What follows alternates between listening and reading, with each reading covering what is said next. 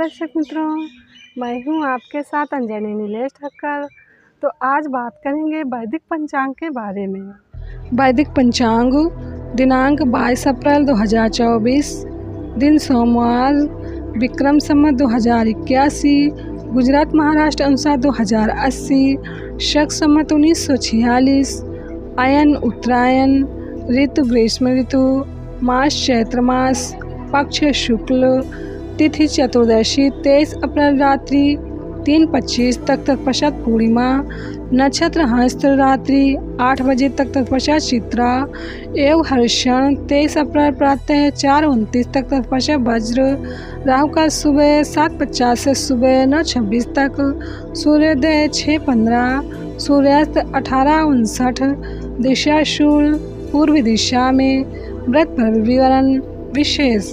चतुर्दशी व पूर्णिमा एवं व्रत के दिन स्त्री सेवक तथा तिल का तेल खाना और लगाना निषिद्ध है।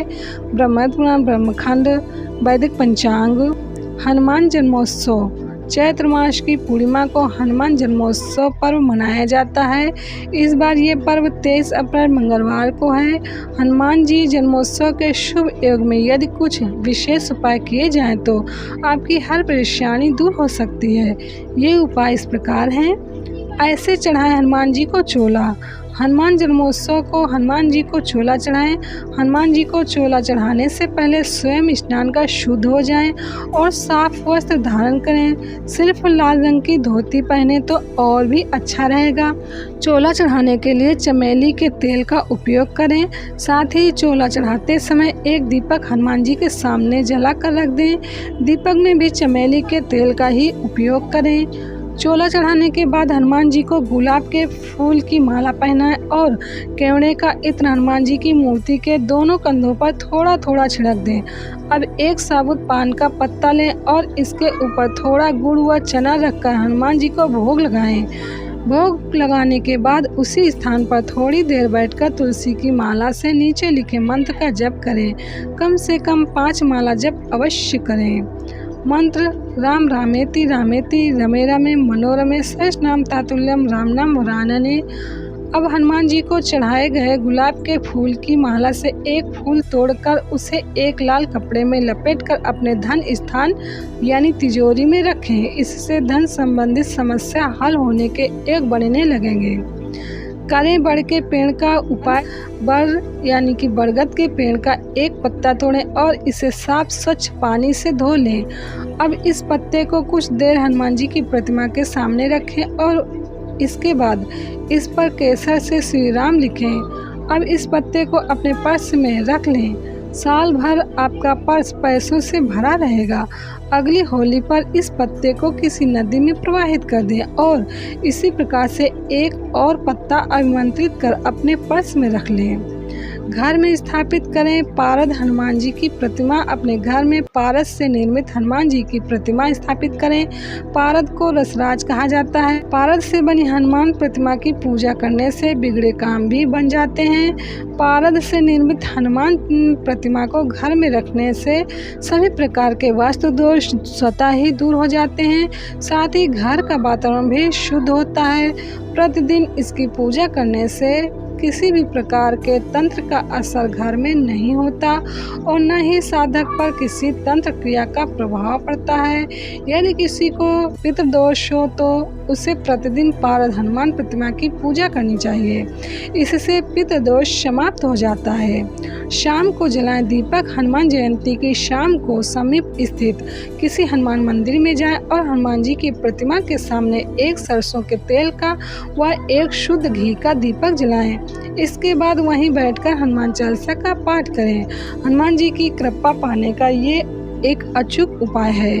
करें राम रक्षा स्तोत्र का पाठ। सुबह स्नान आदि करने के बाद किसी हनुमान मंदिर में जाएं और राम रक्षा स्तोत्र का पाठ करें। इसके बाद हनुमान जी को गुड़ और चने का भोग लगाएं।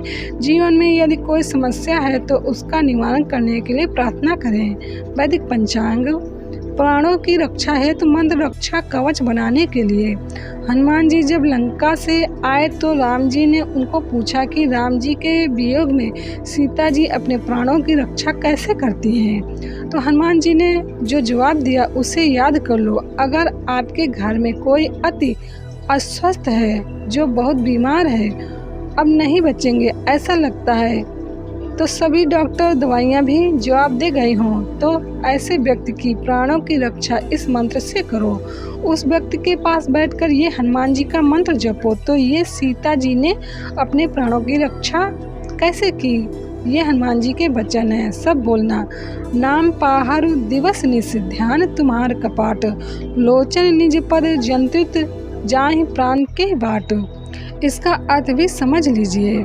नाम पहाड़ दिवस निस सीता जी के चारों तरफ आपके नाम का पहरा है, क्योंकि वे रात दिन आपके नाम का ही जप करती हैं, सदैव राम जी का ही ध्यान करती हैं, और जब भी आंखें खोलती हैं तो अपने चरणों में नज़र टिकाकर आपके चरण कमलों को ही याद करती रहती हैं। तो जाहि प्राण के बाट, सोचिए कि आपके घर के चारों तरफ कड़ा पहरा है, छत और जमीन की तरफ से भी किसी के घुसने का मार्ग बंद कर दिया है। क्या कोई चोर अंदर घुस सकता है? ऐसे ही सीता जी ने सभी ओर से श्री राम जी का रक्षा कवच धारण कर लिया है। इस प्रकार वे अपने प्राणों की रक्षा करती हैं। तो ये मंत्र श्रद्धा के साथ जपेंगे तो आप भी किसी के प्राणों की रक्षा कर सकते हैं। रक्षा कवच बनाने के लिए दिन में 3-4 बार शांति से बैठें, 2-3 मिनट होठों में जप करें और फिर चुप हो जाएं। ऐसी धारणा करें कि मेरे चारों तरफ भगवान का नाम मेरे चारों ओर घूम रहा है, भगवान के नाम का घेरा मेरी रक्षा कर रहा है। श्री सुरेशानंद जी।